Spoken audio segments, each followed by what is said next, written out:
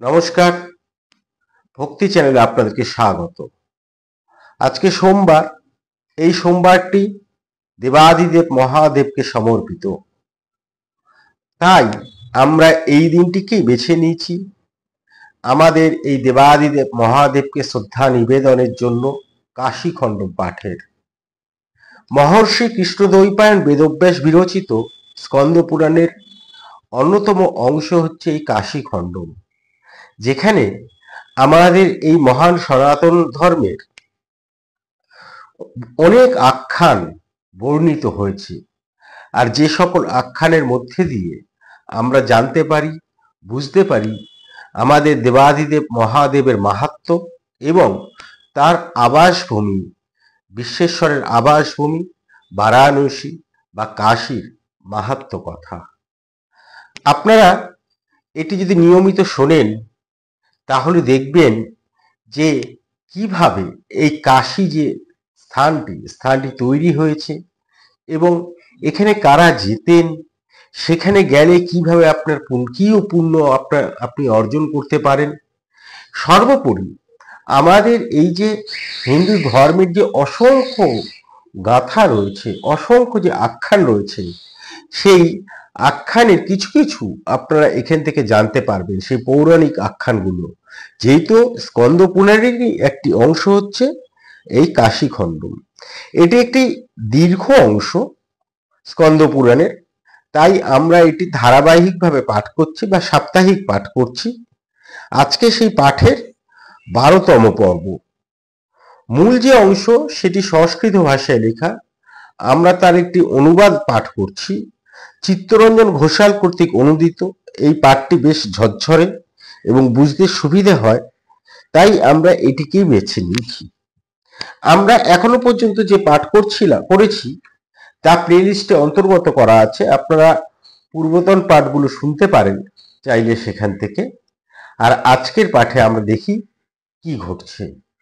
আমরা দেখছিলাম শিব শর্মা, সেই শিব শর্মা দেহত্যাগের পর বিষ্ণুর 2 অনুচর তাকে সেই বিষ্ণু লোকে নিয়ে যাচ্ছে এই মর্ত্যলোক থেকে, এবং যেতে যেতে এই শিব শর্মা এই যাত্রাপথে অসংখ্য পুরী দেখতে পাচ্ছেন, দেবতাদের আবাসস্থল দেখতে পাচ্ছেন। এই দেবতাদের আবাসস্থল কেন সেইখানে অবস্থিত হয়েছে এবং সেই দেবতারা যে দেবতার পুরী, সেই দেবতা কি করে তৈরি হলেন তার কথা আমরা জানছিলাম। সেই শিব শর্মা সেই বিষ্ণুর অনুচরদের জিজ্ঞাসা করছেন, বিষ্ণুর অনুচররা তার উত্তর দিচ্ছেন এবং সেই মাধ্যমে আমরা জানতে পারছি এবং আমাদের জ্ঞানটাকে একটু সমৃদ্ধ করে নেওয়ার চেষ্টা করছি। আপনারা শেষ পর্যন্ত শুনুন, আশা করি ভালো লাগবে। আর যারা আমাদের পর্বে নতুন, আমরা অনুরোধ করব অবশ্যই আপনারা আমাদের চ্যানেলটি সাবস্ক্রাইব করে রাখুন। তার কারণ আমরা প্রত্যেক দিন যেমন সন্ধেবেলা আমাদের এই মহান সনাতন হিন্দু ধর্মের কোনো না কোনো বিষয় নিয়ে কথা বলি, ঠিক তেমনি দুপুরবেলা শ্রী শ্রী রামকৃষ্ণ কথামৃত পাঠ করি। এই সবকিছুরই নোটিফিকেশন আপনি যেমন পেয়ে যাবেন, তেমনি আমরা ভীষণভাবে উৎসাহিত হই। আর এই উৎসাহকে পাথেয় করি আজকে কাশীখণ্ডের 12তম পর্বটি আমরা শুরু করছি। পর্ব 12, অধ্যায় 13। এই বরুণপুরীর উত্তরে গন্ধবতী নামে পবিত্র বায়ুপুরী, প্রভঞ্জন নামে জগৎপ্রাণ বায়ু মহাদেবের আরাধনায় এই স্থানের দিকপালত্য লাভ করছেন। বহুকাল আগে কশ্যপের, এবং এই বায়ুপুরী কিভাবে তৈরি হয়েছিল এবার তার বর্ণনাটা আমরা জানব। বলছে এই কাশীখণ্ডে বলা হচ্ছে, বহুকাল আগে কশ্যপের এক পুত্র নাম পুতাত্মা বিশ্বেশ্বরের রাজধানী বারাণসী ধামে পবনেশ্বর নামে পবিত্র এক মহালিঙ্গ স্থাপন করে 10 লক্ষ বছর ধরে কঠোর তপস্যায় ব্রতী হয়েছিলেন। উগ্র তপস্যার ফলদাতা জ্যোতিস্বরূপ ভগবান মহেশ্বর একদিন লিঙ্গ থেকে আবির্ভূত হয়ে প্রসন্ন বদনে পুতাত্মাকে বললেন, হে সুব্রত পুতাত্নন, দেবাদিদেব মহেশ্বরকে পুলকিত তনু পুতাত্মা সর্বভূতের নিয়ন্তাকে সুললিত বাক্যবিন্যাসে স্তুতি করে বললেন, দেবাদিদেব, আপনার প্রতি আমার কোন যেন মতি থাকে, এই আমার একমাত্র প্রার্থনা। অর্থাৎ দেবাদিদেব মহাদেব তাকে দেখা দিলেন, তার সেই তপস্যায় তুষ্ট হয়ে এবং বললেন যে বর প্রার্থনা করো। তখন তিনি বললেন যে দেবাদিদেব, আপনার প্রতি আমার যেন মতি থাকে, এই আমার একমাত্র প্রার্থনা। ভগবান ভূত ভবস অন্তত প্রীত হয়ে ভগবান ভূত ভবস অত্যন্ত প্রীত হয়ে স্বীয় স্বরূপ তার উপর আরোপ করে বললেন, মৎস্যরূপে তুমি সর্বতোভাবে অবস্থান করো, তোমার দ্বারাই জীবগণের তত্ত্ব জ্ঞান হবে, তুমি সকল জীবের প্রাণ রূপে বিরাজ করবে। জ্যেষ্ঠেশ্বরের পশ্চিমে ও বায়ুকুণ্ডের উত্তরে কশ্যপ তনায় পুতাত্মার প্রতিষ্ঠিত পবমানেশ্বর শিবলিঙ্গ মহাদেবের প্রসাদে শিবলোক প্রাপ্তির যথার্থ সোপান। বলা হচ্ছে যে জ্যেষ্ঠেশ্বরের পশ্চিমে এবং বায়ুমণ্ডের উত্তরে এই যে কশ্যপ তনায় যে শিবলিঙ্গ প্রতিষ্ঠা করেছিলেন, যার নাম হচ্ছে পবমানেশ্বর, সেই শিবলিঙ্গ মহাদেবের প্রসাদে শিবলোক প্রাপ্তির যথার্থ সোপান, একথা স্কন্দ পুরাণের কাশী খণ্ডমে বলা হচ্ছে। এবং সেই থেকে পুতাত্মা হলেন দিকপাল, গন্ধবতী পুরীর অধীশ্বর। তা গন্ধবতী পুরীর পূর্বে অলকা নামে এক পুরী, এই পুরীর অধিপতি হলেন মহাদেব সখা কুবের। এবারে আমরা কুবের সম্পর্কে জানব। তা গণদ্বয়ের মুখে এই কথা শুনে যার পরনায় কৌতূহলী হয়ে উঠল শিব শর্মা। অর্থাৎ যখন কুবের বললেন যে সেই যারা শিব শর্মাকে নিয়ে যাচ্ছিলেন, তারা যখন বললেন এটি গন্ধবতী পুরী এবং এর আগে যে পুরী, সে তার অধিপতি হলেন মহাদেব সখা কুবের। কুবেরকে মহাদেব সখা বলা হচ্ছে, সে মহাদেব সখা কুবের। এবার কুবেরের কথা শুনি কি হলো, শিব শর্মা কৌতূহলী হলেন। তিনি বললেন, কে এই কুবের, কিভাবেই বা তিনি দেবাদিদেব মহাদেবের সঙ্গে সখ্যতা বন্ধনে আবদ্ধ হলেন? এই যে তিনি প্রশ্ন করলেন, এই প্রশ্নের উত্তর সেই বিষ্ণুর অনুচরদ্বয় কি দিচ্ছে আমরা দেখি। আসলে যার মধ্যে দিয়ে আমরা কুবের সম্পর্কে জেনে নিতে পারবো যে কুবের কে ছিলেন এবং কিভাবে দেবাদিদেব মহাদেব এর সঙ্গে তার সখ্যতা হলো। পুণ্যশীল আর সুশীল বললেন, পুণ্যশীল সুশীল সেই অনুচরদ্বয় যাদের নাম বললেন, সে এক অপূর্ব কাহিনী। অবিচল ভক্তি যে কি অসাধ্য সাধন করতে পারে, মহাদেবের সঙ্গে কুবেরের সখ্যতাই তার প্রকৃষ্ট নিদর্শন। পুরাকালে বলছেন তারা যে পুরাকালে কাম্পিল্য নগরে সোমসাজি বেদবিদ্যা বিশারদ দীক্ষিত যজ্ঞদত্ত নামে সুপণ্ডিত এক ব্রাহ্মণ বাস করতেন। সে ব্রাহ্মণের নাম কি ছিল? যজ্ঞদত্ত। তিনি বেদ বিদ্যা বিশারদ ছিলেন। তা পাণ্ডিত্য এবং সাত্ত্বিকতার গুণে তিনি যেমন ছিলেন রাজানুগৃহীত, তেমনি নগরের প্রতিজনেই তাকে দেখত অসীম শ্রদ্ধার চোখে। এই গুণবিধি নামে তার চন্দ্রকান্তি তুল্য পুত্র, অর্থাৎ তার একটি পুত্র ছিল যার নাম হচ্ছে গুণনিধি। গুণনিধি তার একটি পুত্র ছিল। সেই গুণনিধি যা হচ্ছে চাঁদের মতন একটি পুত্র ছিল। যথাসময়ে পুত্রের উপনয়ন দিয়ে তাকে পাঠালেন গুরুগৃহে বিদ্যা শিক্ষা গ্রহণের জন্য। বিদ্যা যথেষ্টই আয়ত্ত করে করল গুণনিধি, কিন্তু দুর্ভাগ্যবশত পিতার অজ্ঞাতসারে দ্রুত কর্মে আসক্ত হয়ে পড়লেন। দ্রুত কর্ম মানে জুয়া। অর্থাৎ ছেলেটি লেখাপড়া শিখলো, কিন্তু পিতা জানতেই পারল না সে সেই জুয়ার মধ্যে, সে দ্রুত কর্মে আসক্ত হয়েছে। দিনে দিনে আসক্তি এমন প্রবল হয়ে উঠল যে ভুলেই গেল সে বংশমর্যাদা, পিতার সম্মান, এমনকি অধীত বিদ্যাও বিস্মৃত হয়ে ক্রমশই বেদনিন্দুক হয়ে উঠল। সে যে বিদ্যা অধ্যয়ন করেছিল সেই বিদ্যাও সে ভুলে গেল। এবং যখন মানুষ তার ধর্ম থেকে চ্যুত হয়, সেই ধর্ম থেকে চ্যুত বলতে আমি হিন্দু, আমি বা অন্য ধর্ম এইটাকে না, মানুষের ধর্মই হচ্ছে আমি যা অধ্যয়ন করেছি তাকে পালন করে চলা। তা কিন্তু মানে ধর্মের অনেকগুলোর মধ্যে এইটি অবশ্যই একটি, যে আমি যা এক প্রধান ধর্ম হচ্ছে মানবিকতা, মানুষকে ভালোবাসা। সেই তো মানুষের ধর্ম হচ্ছে মানুষকে ভালোবাসা, হ্যাঁ, মানবিকতা, এটাই তো মানুষের প্রধান ধর্ম। এবার এইটা গড়ে ওঠে কি করে? এটি এমনি এমনি তো গড়ে ওঠে না। আমি যে শিক্ষাটা পেয়েছি সেই শিক্ষাটাকে প্রয়োগ করতে হয়। এবং অর্থাৎ আমি যে অধ্যয়ন করলাম সেই অধ্যয়নটা থেকে হৃদয়ঙ্গম করে তা প্রয়োগ করব, এটি হচ্ছে মানুষের একটি বড় ধর্ম।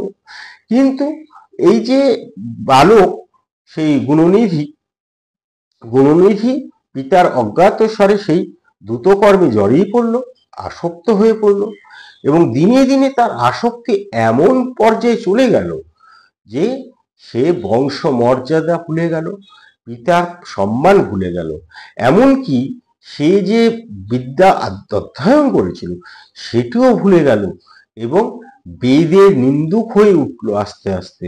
সেটাই হওয়া স্বাভাবিক ছিল। তার ঘনিষ্ঠ বন্ধু হয়ে উঠল কারা তখন? যা যে যে স্বভাবের তার সেই স্বভাবের বন্ধু হবে। তার ঘনিষ্ঠ বন্ধু হয়ে উঠল দ্রুতকার, অর্থাৎ যারা জুয়া খেলে আর দুরাচারীর দল। মায়ের কাছ থেকে প্রায় জোর করেই অর্থ সামগ্রী নিয়ে যেত বন্ধুত্বে মাসুল দিতে, পিতার তীরসীমানায় কখনোই যেত না। এদিকে কি হয়েছে? দীক্ষিত যোগ্য দত্ত ব্যস্ত নানা কাজে, পুত্রের সঙ্গে বিশ্রামালাভের সময় তার মোটেই নেই। তবু মাঝে মাঝে ব্রাহ্মণীর কাছে খোঁজ নেয়। এবার ব্রাহ্মণীও স্নেহবশত প্রকৃত ঘটনা গোপন রেখে এমন সব কথা বলতেন তার পুত্র সম্পর্কে যে সেই যাজ্ঞিক খুশি হতেন বা আত্মতৃপ্তি পেতেন, এই ভেবে যে পুত্র গুণনিধি প্রকৃতই একজন গুণধর মানুষ হয়ে উঠেছে এবং তার স্থলাভিষিক্ত হতে পারবে। এবার ব্রাহ্মণকে সান্ত্বনা দিল। ব্রাহ্মণের কিন্তু মনস্তাপে শেষ ছিল না। গুণনিধি যখন 16 বছর বয়স হলো তখন পিতা তাকে বিয়ে দিলেন, এবং মাতা ভাবলেন যে এবার বুঝি ছেলে সংসারী হবে, মতি ফিরবে সংসারের প্রতি, সে ওই সব দুষ্কর্ম করা ছেড়ে দেবে। তার জননী তখন তাকে অনেক বোঝালেন, মৃদু শাসনও করলেন, কিন্তু প্রবল দ্রুতাসক্ত গুণনিধিকে কোনো মতেই আয়ত্তে আনতে পারলেন না। এবার দেখতে দেখতে বছরের পর বছর এইভাবেই কেটে যাচ্ছে। এই করতে করতে এক সময় গুণনিধির 29 বছর বয়স হলো। ঘরের মধ্যে রূপে গুণমর্যাদায়, বংশমর্যাদায় তার অতুলনীয় ষোড়শী স্ত্রী রয়েছে। তবু মানসিকতা তাকে আকৃষ্ট করল না, তার স্ত্রীর প্রতি সে আকৃষ্ট হলো না। উল্টে কি হলো, ঘরের যা যাবতীয় দুর্লভ সামগ্রী ছিল সেগুলো সে প্রায় জোর করে নিয়ে যেত এবং দ্রুত ক্রিয়ায় সেগুলো দান করে দিত, জুয়া খেলে উড়িয়ে দিত, সেগুলো আর ঘরে মানে ফিরে আসতো না। আর ব্রাহ্মণী সেই পুত্রের এই অত্যাচার আর অবিমিষ্টকারিতা সহ্য করে যেতেন, এবং কিন্তু কখনোই সেটি খুব সোচ্চারে প্রতিবাদ করতে পারত না। কেননা সেই দীক্ষিতের ভয়, অর্থাৎ তার স্বামীর ভয়। এইবার একদিন হয়েছে কি, দীক্ষিত একদিন সেই ব্রাহ্মণ অর্থাৎ এই গুণনিধির পিতা একদিন সকালবেলা মানে প্রত্যাগমন করছেন, তিনি রাজভবন থেকে ফিরে আসছেন, রাজভবনের কাজের জন্য গিয়েছিলেন, ফিরে আসছেন। কিন্তু পথের মধ্যে দেখলেন এক সর্বপরিচিত দূতাকারের আঙ্গুলে নবরত্নময়ী এক অপূর্ব আংটি। রাস্তার মধ্যে তিনি একজন দেখলেন, একজন জুয়া খেলোয়াড়কে, যে সবার কাছে জুয়া খেলোয়াড় হিসেবে পরিচিত, তার হাতে ওই রকম একটি নবরত্নময়ী এক অপূর্ব আংটি। বিস্মিত হলেন দীক্ষিত। এই আংটি যে তিনি ব্রাহ্মণীকে দিয়েছিলেন বিয়ের পর। তিনি বিস্মিত হলেন সেই আংটি দেখে। সেই আংটি এর হাতে এলো কিভাবে? তখন সে জিজ্ঞাসা করলেন দ্রুতকারকে যে কোথা থেকে পেলে এই আংটি। দ্রুতকার বলল তখন, কেন, আপনার ছেলেই তো আজ জুয়া খেলা হেরে গিয়ে আমি এটা দিয়ে গেছে। গতকাল দিয়ে গিয়েছিল তার মায়ের একটা ভালো শাড়ি। আপনার ছেলের মতো জুয়াখোর আর দ্বিতীয় নেই। হেরে গিয়ে কত সামগ্রী যে কতজনকে দিয়েছে তার সীমা নেই। কেন, আপনি এসবের কিছু জানেন না? লজ্জায় সেই যাজ্ঞিকের মাথা হেট হয়ে গেল। বস্ত্রাঞ্চলে মুখ মাথা ঢেকে কোনো রকমে গৃহে প্রত্যার্পণ করেই ডাকলেন ব্রাহ্মণীকে। জিজ্ঞাসা করলেন, গুণনিধি কোথায়? আর তোমাকে যে বিয়ের পর যে আংটিটি দিয়েছিলাম, নবরত্নময়ী আংটি তোমায় দিয়েছিলাম, সেটি কোথায়? কোথায় সেই উৎকৃষ্ট রঙিন শাড়ি, দক্ষিণ দেশীয় কাংস পাত্র, গৌড় দেশীয় তাম্র ঘটি, হস্তিদন্ত নির্মিত পালঙ্ক, বহুবিধ অলঙ্কার ভূষিত সেই শালভঞ্জিকা পুতুলি বা কোথায় গেল? এখন পতি সেবার জন্য মধ্যাহ্নকালীন পক্কান্ন সেবনে ব্যস্ত ছিলেন তখন ব্রাহ্মণ। এবার এখনই কেন এই যে ফিরে এসেছেন, ফিরে এসে তার স্বামী বলছেন, তিনি বুঝতে পারেন যে এখনই কোনো অঘটন ঘটে যেতে পারে, এবং এই অবস্থায় তার বুক দুরুদুরু করতে লাগলো। তারপরে যখন আহার পর্ব সমাধা হয়ে যায়, তখন তিনি ঠিক করলেন যে উত্তর দেবেন, এবং স্বামীকে অনুরোধ জানালেন এই মুহূর্তে শান্ত হতে। কিন্তু এই শাস্ত্রজ্ঞ, সেই তার যে স্বামী, তিনি স্থির প্রতিজ্ঞ। কুলদূষ কদাচারী পুত্র অপুত্রিকৃ সমান বলা হচ্ছে। তিনি বলছেন, শাস্ত্র সেই কথাও বলছে যে কুলোচারী পুত্র, কুল দূষণকারী কদাচারী পুত্র অপুত্রিকেরই সমান। জীবিত হলেও পিতা দীক্ষিতের কাছে সে মৃত। তার স্বামীর সমীপে সবকিছু গোপন করে রাখার অপরাধে তিনি ব্রাহ্মণীকে ভৎসনা করলেন এবং বললেন, যাও, তিল জল আর কুশ নিয়ে এসো। যদিও সে আমার একমাত্র পুত্র, তবু আমার কাছে সে মৃত। তার উদ্দেশ্যে তিলাঞ্জলি দিয়ে নিঃসন্তান হব এবং কুলরক্ষার জন্য আবার দ্বার পরিগ্রহ করব। এই বলে যাজ্ঞিক সেদিন এক ক্ষত্রিয়ের কন্যা পানি গ্রহণ করলেন। এবার সব শুনে নিঃসম্বল গুণনিধিও দেশ থেকে নিষ্ক্রান্ত হলো এবং দিগ্ভ্রান্ত এবং উদ্ভ্রান্ত পথিকের মতো, এবং বারবার ধিক্কার দিতে লাগলেন নিজের অদৃষ্টকে। দেশ দেশান্তরে ঘোরে এই গুণনিধি, কারণ আশ্রয়হীন হয়েছে, এখন আর আশ্রয় নেই। তারপর যে নিরাপত্তা তার ছিল, আর্থিক নিরাপত্তা, তাও নেই। কি করবে? তাই সে দেশ দেশান্তরে ঘোরে, ক্ষুধায় তৃষ্ণায় ক্রমশই কাতর হয়ে পড়ে। কেননা এমন কোনো বিদ্যা তার আয়ত্তে নেই যা দিয়ে সে উপার্জন করতে পারবে। কেননা যে গুরুগৃহ থেকে যে বিদ্যা সে অধ্যয়ন করেছিল তা তো সে ভুলে গেছে। সে তো বেদ নিন্দুক হয়ে উঠেছিল যে জুয়া খেলায়, তাই না? ফলে কি হলো? ফলে তার কোনো বিদ্যা নেই, এবং এদিকে আবার ভিক্ষে করতেও শেখেনি। নির্বান্ধব দেশান্তরে, কোনো বন্ধু বান্ধবও নেই। সে অন্য দেশ, এক দেশ থেকে আরেক দেশে চলে গেছে। গিয়ে এমনই যখন ক্ষুধার জ্বালায় কাতর গুণনিধি হঠাৎ দেখলো শিবরাত্রি ব্রতোপবাসী একজন শিবভক্ত শিব পূজা করার জন্য পক্কান্নের উপাচার নিয়ে বের হলো নগর থেকে। এবার তখনই তার মাথায়, অর্থাৎ গুণনিধির মাথায় একটি বুদ্ধি খেলে গেল। কি বুদ্ধি? যে সে ওই পক্কান্ন যে আঘ্রাণ, তাতে উৎফুল্ল হয়ে উঠল এবং ভাবলো কি, শিব পূজা হয়ে যাবার পর রাত্রে এই অন্ন আমি গ্রহণ করব। এবং এই যে মনস্থ করে গুণনিধি সেই যে ভক্ত তাকে অনুসরণ করলো। এবার ভক্ত মন্দিরে এবং এবং ভক্ত মন্দিরে গিয়েছে, সেও মন্দিরে গেল এবং মন্দিরে গিয়ে উপবেশন করে সে দেখলো ভক্ত কিভাবে পূজা করছে। ভালো করে শুনুন। মন্দিরে উপবেশন করে সে দেখলো ভক্তের পূজা, নৃত্য গীত শেষে যখন ক্ষণকালের জন্য ভক্ত নিদ্রাগত হলো, সেই অবসরে উপাচার নেবার জন্য গুণনিধি প্রবেশ করলো গর্ভ মন্দিরে। প্রায় নিষ্প্রভ দ্বীপের আলোয় ভালোভাবে কিছু দেখা যাচ্ছে না দেখে তখন সে কি করলো, নিজের বস্ত্র থেকে একখণ্ড কাপড় ছিঁড়ে সলিতা করে দীপশিখাকে উজ্জ্বল করে তুলল।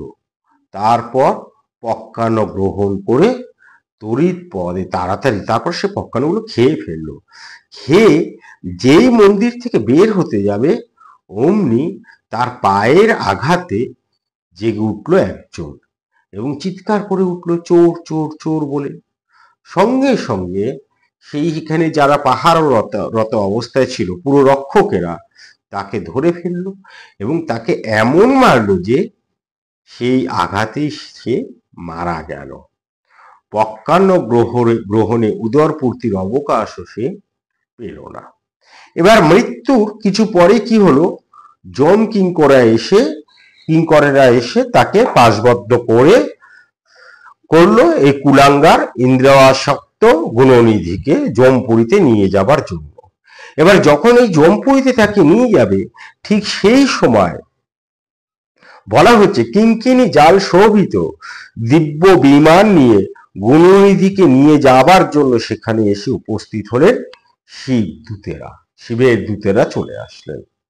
তাদের দেখে এই শিবদূত তাদের দেখে কি হলো, যমকিঙ্কর যারা ছিলেন তারা শির নত করলেন এবং বিস্মিত হলেন এই ভেবে যে কি এমন ধর্মকর্ম পুণ্য গুণনিধি করেছে যে সে যাবে শিবলোকে।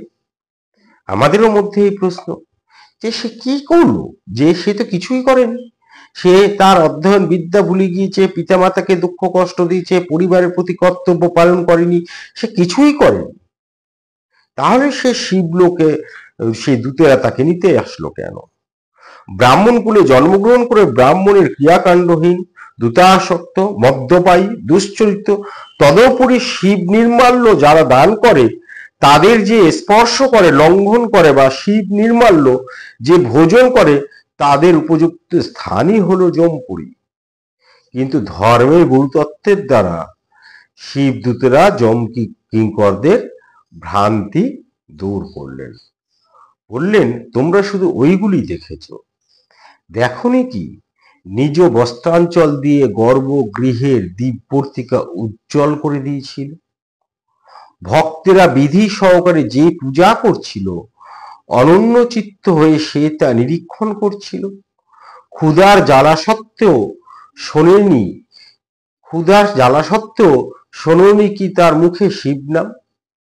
এইসব শুনে যমকিঙ্করেরা শূন্য হাতে ফিরে গেল। এবার শিবলিঙ্গের উপরে বিশেষ করে এরপরে কি হলো, এরপর কি সত্যি সেই শিবলোকে চলে গেল? দেখুন কি ঘটছে। তার মানে কি যারা এই দুষ্কর্ম করবে বা করবে বা দায়িত্ব পালন করবে না, এক কথায় যারা পাপী, দুশ্চরিত্র, লম্পট, তারা যদি শিব পুজো করে তাদের কি শিবত্ব প্রাপ্তি হবে, শিবলোকে চলে যেতে পারবে? কি বলছে দেখি। এখানে তো আমরা দেখতে পাচ্ছি সে শিবলোকে যাচ্ছে, কিন্তু কি ঘটলো এরপর দেখি আমরা। তাই শিবলিঙ্গের উপরে বিশেষ করে শিববর্তিকা প্রজ্বলনের মহাপুণ্যে সেই গুণনিধি জন্মান্তরে দম নামে কলিঙ্গাধিপতি অরিন্দমের পুত্র রূপে জন্মগ্রহণ করে। অর্থাৎ সে সেখানে গেল, কিন্তু আবার তার কিন্তু মোক্ষ লাভটা হলো না। মোক্ষ লাভ যেটা আত্মার মুক্তি কিন্তু তার ঘটলো না, তাকে আবার মানব জন্ম গ্রহণ করতে হলো। এবারে মানব জন্ম গ্রহণ করতে হলো কেন? যাতে তার কর্মফল যে সে অর্জন করেছে, এর আগের জন্মে যে পাপগুলো করেছে, এবার যাতে কাজের মধ্যে দিয়ে সেই পাপগুলোকে খণ্ডন করতে পারে। তাই কি হলো, এই যে তিনি প্রজ্বলন করেছিলেন, এই মহাপুণ্যে অনেক পাপ করার পরে একটি পুণ্য করে ফেলেছিলেন, সে ওই অন্ধকারের মধ্যে শিবকে আলোকিত করেছিলেন, সে মহাপুণ্যে সেই শিবলিঙ্গকে আলোকিত করেছিলেন। শিবকে তো আলোকিত করা যায় না, তা প্রজ্বলনে মহাপুণ্যে সেই গুণনিধি জন্মান্তরে দম নামে কলিঙ্গাধিপতি অরিন্দমের পুত্র রূপে জন্মগ্রহণ করে। এবার পিতা অরিন্দমের মৃত্যুর পর দম পিতৃ সিংহাসনে অভিষিক্ত হয়ে গ্রামাধিপদের যারা আছে তাদেরকে ডেকে পাঠালেন সিংহাসনে বসে, এবং আদেশ জানিয়ে দিলেন কি, নিজ নিজ গ্রামে যত শিব মন্দির আছে অবিচারিত ভাবে প্রতি শিবালয়ে রাত্রে দীপদান করবে। আমার এই আদেশ যে লঙ্ঘন করবে সে দণ্ডনীয় হবে, যে প্রতিপালন করবে না তার শিরোচ্ছেদ হবে। তাহলে বুঝতে পারলেন তিনি আসলেন কেন, তিনি এবং কেন তিনি এই আদেশটা দিলেন, কেননা তার মৃত্যুকালে বলা হয় মৃত্যুকালে যে যেটা ভাববে সেটাই হচ্ছে সে পাবে, তা মৃত্যুকালে সে ওই কাজটাই করেছিল। তাই তিনি যখন রাজা হয়ে গেলেন তখন এই আদেশটাই তিনি জারি করে দিলেন। এর ফলে কি হলো, এই রাজার ভয়ে প্রতি শিবালয়ে দীপ জ্বলতে শুরু করলো, আর নিজেও সংস্কার বলে দীপদান ছাড়া অন্য কিছু জানতেন না। কেননা সে তো আর অন্য কিছু, এই গুণনিধি পূর্বজন্মে, এখন যিনি বর্তমানে রাজা হয়েছেন তা এই জন্মে, তা তিনি তো আর কিছু জানতেন না। দম তার নাম, সেই দম তো আর কিছু জানতেন না, কেননা পূর্বজন্মে তো সব অধ্যয়ন যা করেছিল সে ভুলে গেছে, কি করে শিবের পূজা করতে হবে সেগুলো সে জানে না। তা সেই দীপদানটাই সে কেবল জানতেন, তাই দীপদান করেছিলেন। সেই পুণ্য বলে মহাদেবের প্রসাদে তিনি দিকপতি রূপে এই অলকাপুরীর আধিপত্য লাভ করেছিলেন। তা এরপর সে গণোদয় শিব অর্থাৎ এই যে তিনি যে যখন নাকি এই রাজা দ্বীপ, এই রাজা আর কি দম যখন তার দেহত্যাগ করেন, তখন তিনি যেহেতু সারাদিন দ্বীপ জ্বালিয়েছিলেন, তাই জন্য তিনি এই অলকাপুরে আধিপত্য লাভ করেন। এরপর গণোদয় শিব শর্মাকে বললেন কি রূপে কুবের মহাদেবের পরম মিত্রত্ব লাভ করেছিলেন। পাদ্য নামক পূর্বকল্পে ব্রহ্মার মানস পুত্র পুলস্তের বিশ্রবা নামে এক পুত্র ছিল। সেই বিশ্রবার পুত্র হলো বৈশ্রবণ। এই বৈশ্রবণ উগ্র তপস্যার বলে মহাদেবকে প্রসন্ন করে বিশ্বকর্মার নির্মিত এই অলকাপুরীর আধিপত্য লাভ করেছিলেন। অনন্তর পদ্মকল্প অতীত হলে মেঘবাহন কল্পে, অর্থাৎ এগুলো এর আগে আমরা কল্প নিয়ে একটা এপিসোড করেছি, মানে আমরা একটা এপিসোড করেছি, সেই এপিসোডটার নাম হচ্ছে যুগচক্র। সেই যুগচক্রে কল্পের কথা বলা রয়েছে। আমি এই মুহূর্তে কল্প হচ্ছে ব্রহ্মার বর্ষ মানে সময়কাল, হ্যাঁ, সেই এক কল্পে কি হয়, ব্রহ্মা যা সৃষ্টি করেন তা বিলুপ্ত হয় আবার নতুন করে তৈরি হয়। এবং এই সম্পর্কে যদি আপনারা বিস্তারিত জানতে চান, আমি আজকে আমাদের ডেসক্রিপশন বক্সে ওই যুগচক্রের ওই লিঙ্কটা দিয়ে দেবো, ওটি শুনবেন, আপনারা বিস্তারিত জানতে পারবেন। তা সেটি বলছে যে এরপর গণোদয় শিব শর্মাকে বললেন এই কল্পের এক একটা নাম হয়, ঠিক আছে, সেই একটি কল্পের নাম হচ্ছে পদ্মকল্প, হ্যাঁ, সেরকমই আরেকটার নাম হচ্ছে মেঘবাহন কল্প। সেই কথাই বলছে, পদ্ম নামক পূর্বকল্পে ব্রহ্মার মানস পুত্র পুলস্তের বিশ্বস্রবা নামে এক পুত্র ছিল। সেই বিশ্বস্রবার পুত্র হলো বৈশ্রবণ। এই বৈশ্রবণ উগ্র তপস্যার বলে মহাদেবকে প্রসন্ন করে বিশ্বকর্মার নির্মিত এই অলকাপুরীর আধিপত্য লাভ করেছিলেন। অনন্তর পদ্মকল্প অতীত হলে মেঘবাহন কল্পে যজ্ঞদত্তের পুত্র ধনদ মহাদেবের উদ্দেশ্যে দীপদানের তুল্য আর কোনো ব্রত নেই অবগত হয়ে তপস্যার জন্য এলেন বিশ্বেশ্বরের পুরী কাশী ধামে। সেখানে একটি তিনি শম্ভুলিঙ্গ স্থাপন করে মহাদেবের সঙ্গে অভিন্নতারূপ দীপাধারে অমলা ভক্তিরূপ ঘৃত ঢেলে হৃদয়রূপ রত্নদ্বীপের বর্তিকায় তপস্যারূপ অগ্নি প্রজ্বলিত এবং নিশ্চল ধ্যানরূপ তেজ আর নির্মল জ্ঞানরূপ নির্মল জ্যোতির বিকরণ করে তপস্যা করলেন 10 লক্ষ বৎসর। কি অসাধারণ এখানে বর্ণনাটা দিলেন, হ্যাঁ, যিনি অনুবাদ করেছেন। কি অসাধারণ একটি বর্ণনা, যে কিরকম ভাবে তিনি 10 লক্ষ বৎসর তপস্যা করলেন। বলছেন যে একটি শম্ভুলিঙ্গ অর্থাৎ শিবলিঙ্গ স্থাপন করে মহাদেবের অভিন্নতারূপ দীপাধারে অমলা ভক্তিরূপ ঘৃত ঢেলে এবং হৃদয়রূপ রত্নদ্বীপের বর্তিকায় তপস্যারূপ অগ্নি প্রজ্বলিত এবং নিশ্চল ধ্যানরূপ তেজ আর নির্মল জ্ঞানরূপ নির্মল জ্যোতি বিকরণ করে তপস্যা করলেন। এবার প্রাণবায়ুর অবরোধে নির্বাক ধনদ হলেন অস্থি চর্মসার। এত তপস্যা করলেন যে তিনি, তার দেহে আর কিছু রইল না, অস্থি চর্মসার হয়ে গেল। এমনই সময় বিশালাক্ষী দেবীকে নিয়ে স্বয়ং মহাদেব সেখানে আবির্ভূত হলেন এবং সেই তপস্বী ধ্যানভঙ্গ হলেন।